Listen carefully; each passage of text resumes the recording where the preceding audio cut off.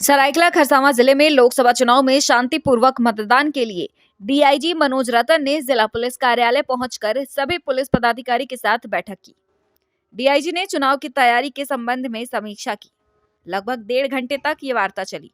इस बैठक में जिले के पुलिस अधीक्षक मनीष टोपो, सभी डीएसपी, एसडीपीओ एवं थाना प्रभारियों को सिक्योरिटी से संबंधित सभी इशू के बारे में जानकारी ली गई।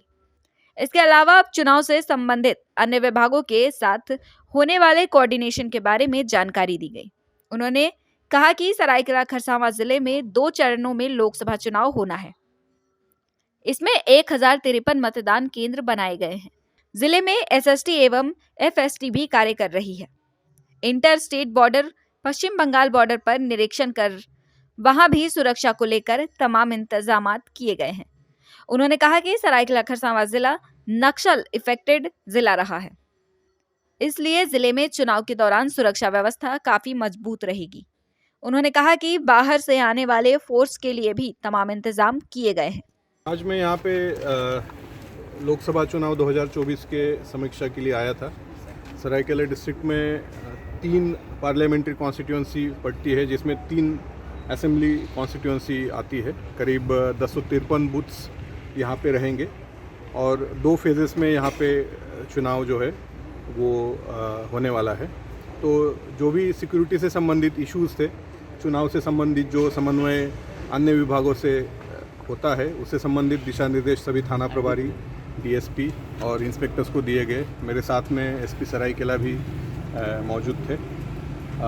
जो एफएसटी और एसएसटी अपना कार्रवाई अभी कर रही है, उसकी भी समीक्षा की गई। इंटर स्टेट बॉर्डर्स इस जिला में 3 अभी फंक्शनल है, 2 बंगाल बॉर्डर पे है और 1 उड़ीसा बॉर्डर पे है, तो उनका भी मैंने समीक्षा किया। उसमें से आज जो निमडी में इंटर स्टेट बॉर्डर है बंगाल से, उसको मैंने निरीक्षण किया है विज़िट करके, और वहाँ जो आवश्यक दिशा निर्देश है उसको मैंने संबंधित पदाधिकारियों को दिए हैं।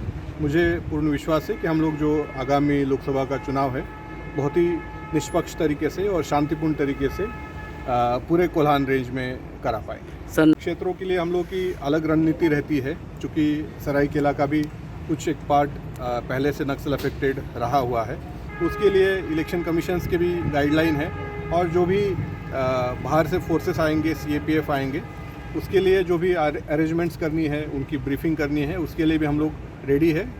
नक्सल एरिया में भी हम लोग बहुत ही निष्पक्ष तरीके से और शांतिपूर्ण तरीके से चुनाव करा लेंगे। लगातार जिस तरह से अभी घटनाएं घट रही है नक्सल क्षेत्र में, आपका देखिए, ये जो घटनाएं हैं ये कहीं ना कहीं हम लोग का प्रोएक्टिवनेस का परिणाम है। हम लोग लगातार जंगल में जा रहे हैं, ऑपरेशन कर रहे हैं, इसीलिए नक्सलियों के साथ में लगातार कांटेक्ट हो रहा है, इनकाउंटर्स हो रहे हैं, एक्सचेंज ऑफ फायर हो रहा है।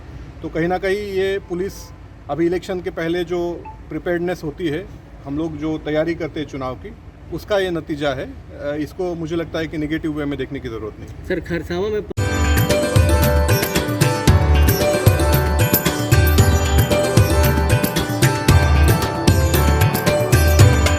मैं doctor JP Singh, laser and laparoscopic surgeon, Prakash multi speciality hospital गया।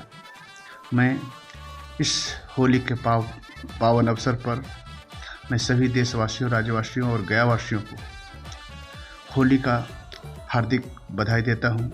साथ साथ ये भी बताते चलता हूँ कि होली सभी लोग हर्षोल्लास से मनाएं। सभी धर्म, जाति और एक दूसरे से किसी भी तरह का भेदभाव को भूलकर सभी होली का पर्व मनाएं।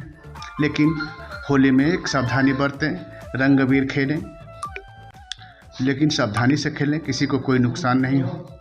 इसके साथ ही मैं फिर से होली का सभी को हार्दिक शुभकामनाएं देता हूँ।